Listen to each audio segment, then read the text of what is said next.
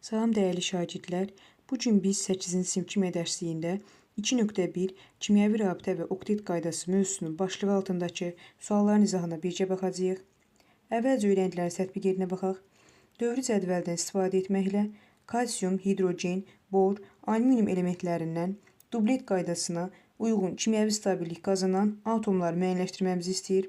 Uşaqlar, biz mövzunu öyrənərkən qeyd elədik ki, dövrü cədvəlin əvvəlində yerləşən bəzi elementlər, yəni, məsələn, hidrogen, lityum, berilyum, hətta borun da özünü aid edə bilərik ki, helyuma daha yaxın yerləşdiklərinə görə kimyəvi rabitə əmələ gətirəndə onların atomları xarici təbəqələrini helyum atomunun xarici təbəqəsinə bənzədir.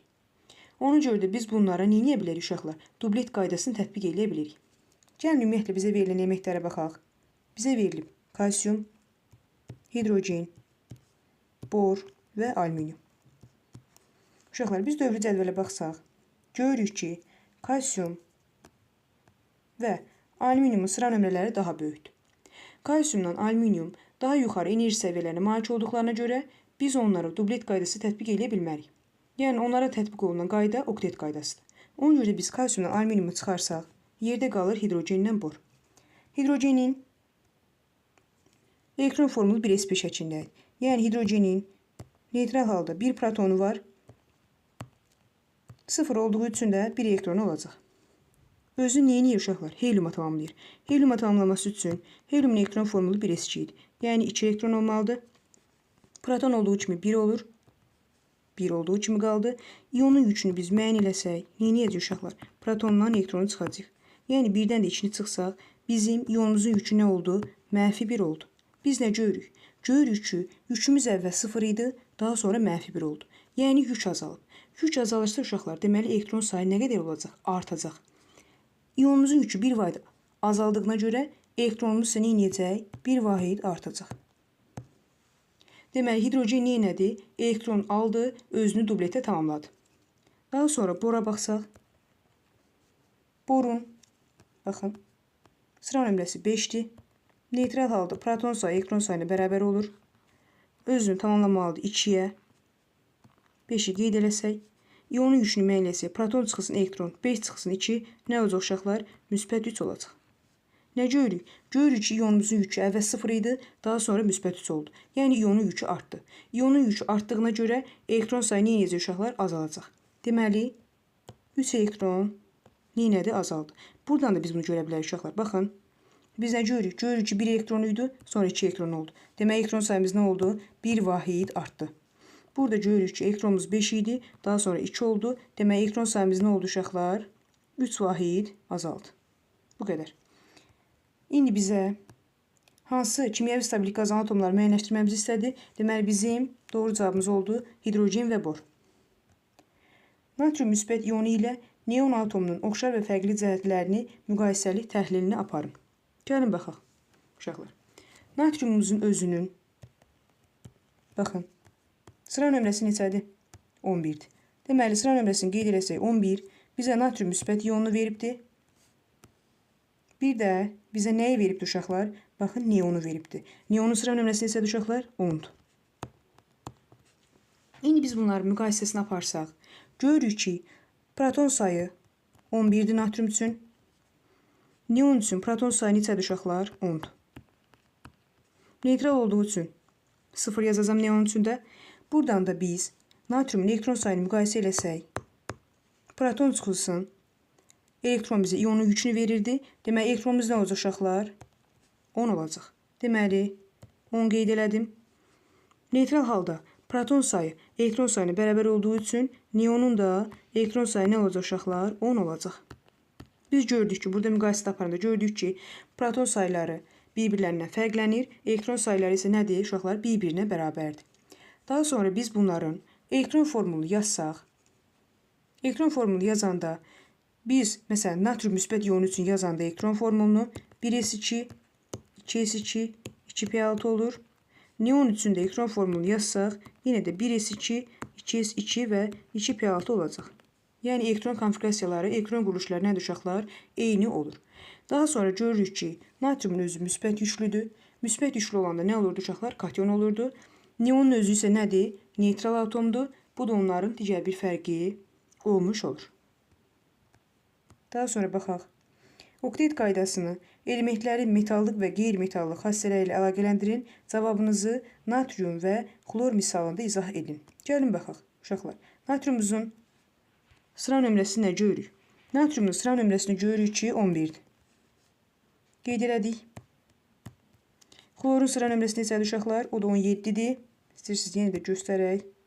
Baxın, xlorun da sıra nömrəsi neçədir uşaqlar? 17 oldu. İndi biz nə etməliyik? Natriumun özünü sıra nömrəsi nəyə yaxındır uşaqlar? Baxın, 11-ci element gəlib nəyə yaxın olacaq? Neona, yəni 10-a tamamlayacaq. Xlor özü nəyə yaxındır? Arqona yaxındır. Yəni özünü arqona tamamlayacaq. İndi biz bunu müqayisə eləsək, natriumun neytral halda yazdım. 11 oldu. Buradan da proton sayı elektron sayına bərabər oldu. İndi biz nə etməliyik? Neon nəyə tamamlamalıyıq? Neona tamamlamalıyıq. Buna görə də biz natriumu 10 şəklində yazdım. Proton sayını qeyd elədik yenə. Buradan da biz ionun yükünü müəyyən eləsək, proton çıxısın elektron bizə ionun yükünü verirdi. Buradan da nə olacaq uşaqlar? İonumuzun yükü müsbət 1 olacaq. Müsbət 1 olduğu üçün ionun yükü neyinib? Artır. İonun yükü artdığına görə elektron sayı da azalacaq. Yəni 1 vahid elektron sayımız da azaldı. Buradan da baxdınız. 11 elektron idi, 10 elektron oldu. Yəni 1 vahid azaldı. Uşaqlar biz nə görürük? Görürük ki, elektron verilibdir. Elektron vermək xassəsi nəyə məxsus idi? Metallara məxsus idi. Elektron vermək metallara məxsus olduğuna görə, yəni metallar elektronunu itirərək daha az enerji səviyyəsinə uyğun oktet konfigurasiyasını əldə edə bilirlər. Buna görə də natriumu metal olaraq qeyd edirik. İndi xlora baxsaq, xlorda da neytral halda proton sayı elektron sayına bərabər oldu. Daha sonra xlor özünü 18-ə tamamlasa, arqona tamamlayır. Baxın uşaqlar. Buradan da ionun yükünü müəyyən eləsək, proton çıxısın elektron ionun yükünü verirdi. 17-dən 18 çıxsa, ionumuzun yükü nə edəcək? -1 olacaq. Yəni ionun yükü neyinədir uşaqlar? 0-dan -1-ə gəldi, azaldı. Ionun yükü azaldığına görə elektron sayımız nə edəcək? Artacaq. Deməli, elektron sayımız da neyinədir uşaqlar? 1 vahid artdı. Biz də bilirik ki, qeyri-metalların özü elektron almaq qabiliyyətinə malikdir. Elektron almaq qabiliyyətinə malik olduğuna görə də biz bunun qeyri-metal olduğunu müəyyən eləmiş olduq. İndi bizə nə deyir?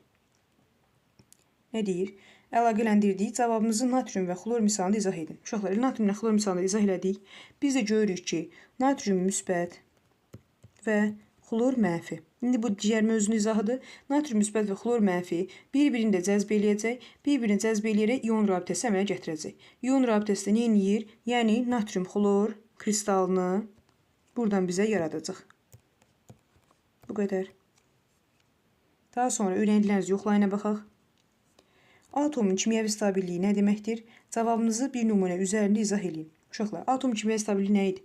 Atomun kimyəvi stabilliyi onun xarici, yəni valent elektron təbəqəsinin tam dolması idi. Xarici təbəqədə 8 elektron olanda ən stabil hal hesab olunurdu. Yəni NH2MP6 şəklində olduqda nə olurdu uşaqlar? Ən stabil hal hesab olunurdu. Xarici təbəqədə 8 elektron olanda ən stabil hal hesab olundu. Təsirsiz qazların da xarici təbəqəsi tam dolduğu üçün atomlar nə edirdi uşaqlar? Stabil olurdu. Yəni rabitə əmələ gətirmirdi. Məsələn, təsirsiz qaz, baxın uşaqlar, təsirsiz qaz üçün yazsaq, neonu yazıram elə. Neonun sıra nömrəsi 10-dur. Elektron formunu yazsaq, 1s2, 2s2, 2p6 şəklindədir. Biz görürük ki, NH2 MP6-dır, yəni xarici, valent elektron təbəqəsinin hamısı tam olduğuna görə kimyəvi cəhətdən daha dayanıqlı olurlar, asanlıqla da başqa atomlara birləşə bilmirlər. Buna görə də biz bunu kimyəvi stabilliyə malik olan nəyə götürə bilərik uşaqlar? Məsələn, neonu götürə bilərik. Yəni, qısacası izahımız budur ki, xarici, yəni valent elektronların təbəqələrin hamısı tam dolmalıdır. Burada görürük ki, xarici təbəqədə 8 elektron var. Deməli, bu da nədir? Kimyəvi stabilliyi malik olan atomdur. Daha sonra baxaq. Flor və alüminiumun atomlarının xarici təbəqələrini oktet qaydasına uyğun tamamlanma sxemini tərtib edin. Gəlin tərtib eləyək uşaqlar. Florun, bir də alüminiumun.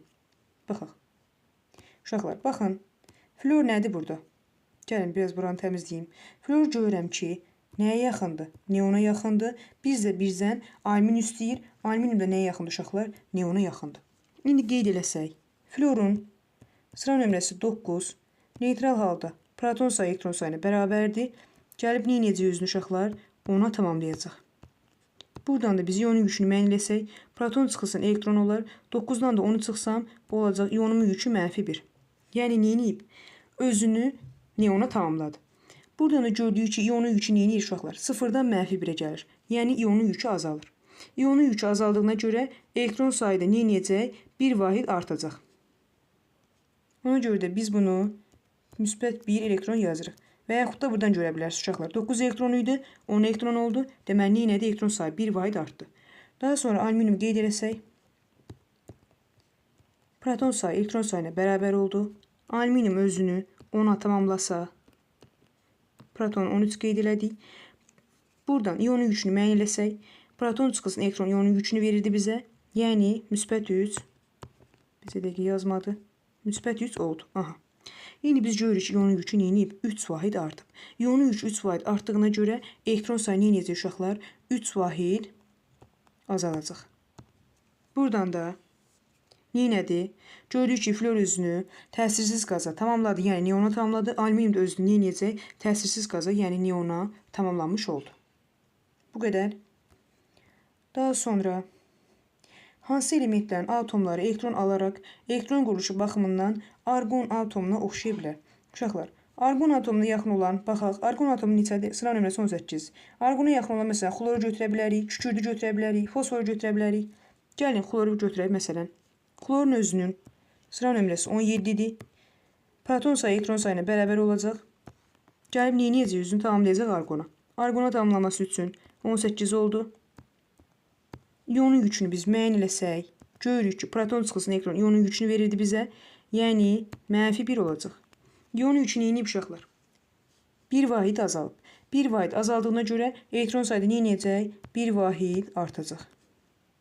Daha sonra, məsələn, kükürdü verək yenə. Kükürd, proton sayı 16, elektron sayı neytral halda bir-birinə bərabər oldu.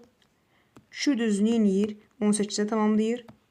Buradan da proton çıxılsın elektron bizə nə edəcək? İonun yükünü verəcək bizə.